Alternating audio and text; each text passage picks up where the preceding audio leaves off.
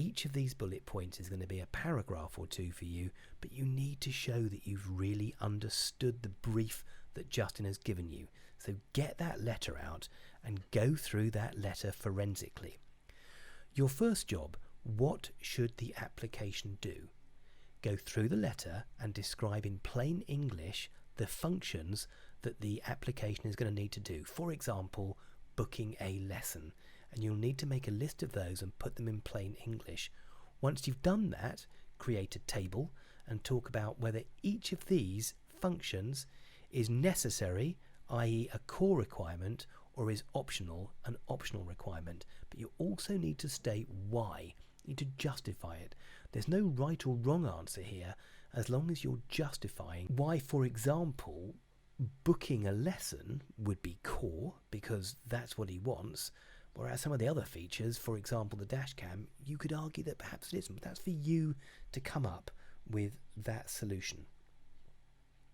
So the next thing we're then going to look at, having done what the application should do, and you've got a lovely table with core and optional requirements, is then looking at data and information collected. We're going to break this down first of all in two ways.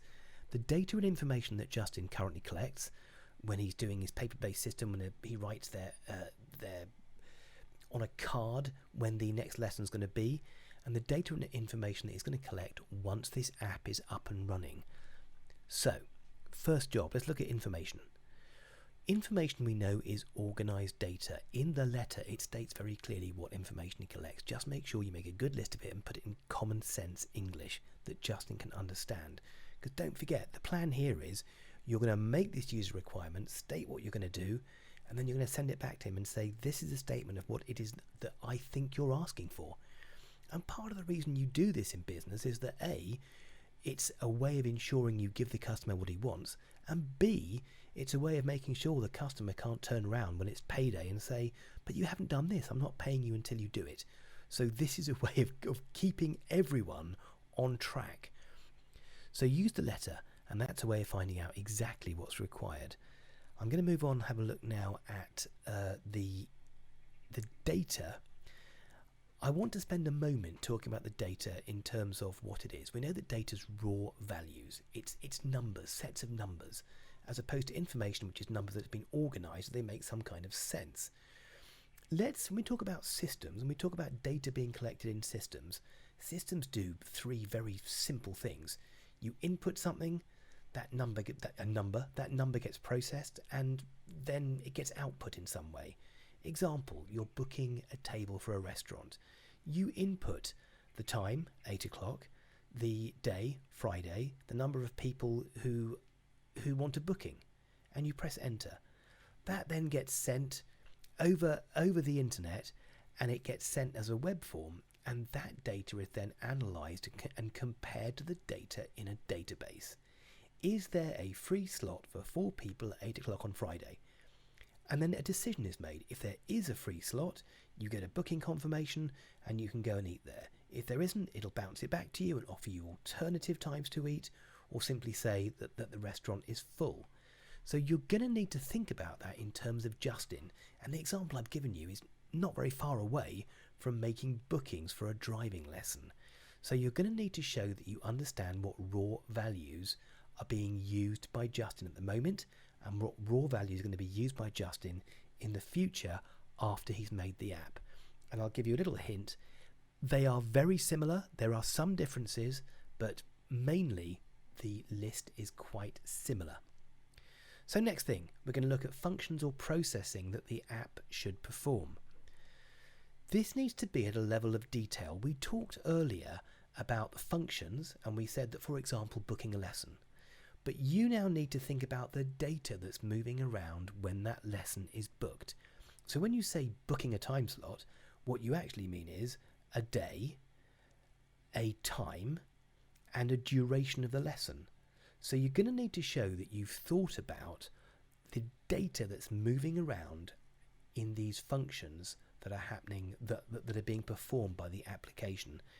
Spending a bit of time on this makes the rest of it really, really easy. But just considering the data that's actually going to be moved around in the application that you are building. And it's not just about booking slots for driving lessons. There's other data moving around too. But you're going to need to go through the letter and think about it in a number of different ways. People talk about different lenses. You're looking at this letter through a series of different lenses. And of course, the reason you've got this template that you're working through, the user requirements template, is that it means that you don't forget things. It means that when you start making this app, you don't get halfway through and think, oh, I've completely forgot to do X, Y, and Z. Because forgetting to do things and having to change things halfway through production is incredibly expensive. Last thing, we've got two more things to do on the user requirements.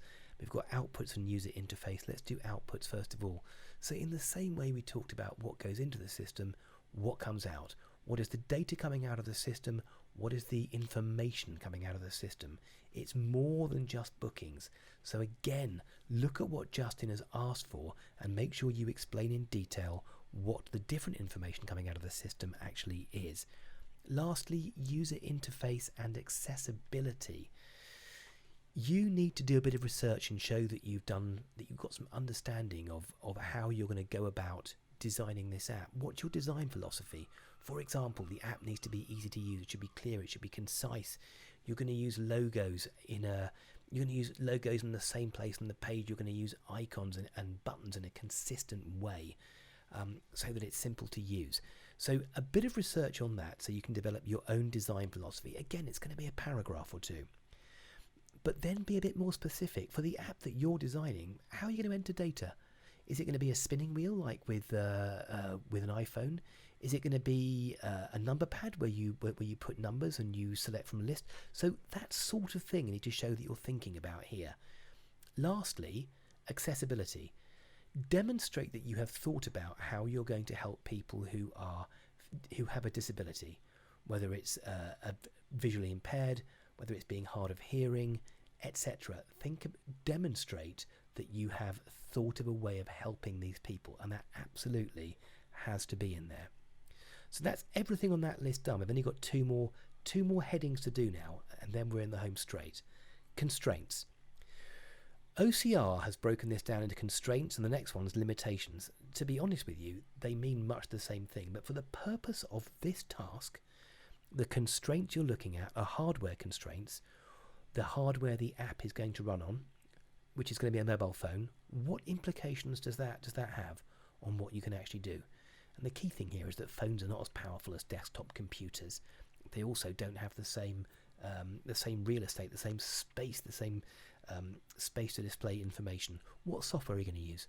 Do some research. What software is used to write programs for phones, to write apps for phones? Do some research and find out. Next, platform. iOS, Android, are you going to write it for all the different platforms of phones, or are you only going to focus on those two? Find out how much of a market share those two have, and that will give you a good idea. And then developmental constraints. What software are you going to use? Lastly, we're on the final part now, limitations and scope. Scope's a word that turns up really regularly. If you think about that gun scope that you can see there, what you can see within it is your focus, and everything else is irrelevant. So the scope is what you are going to be doing as opposed to what you're not going to be doing. What are your areas of focus? What are you going to develop? What are you not going to develop? So, other limitations could be budget.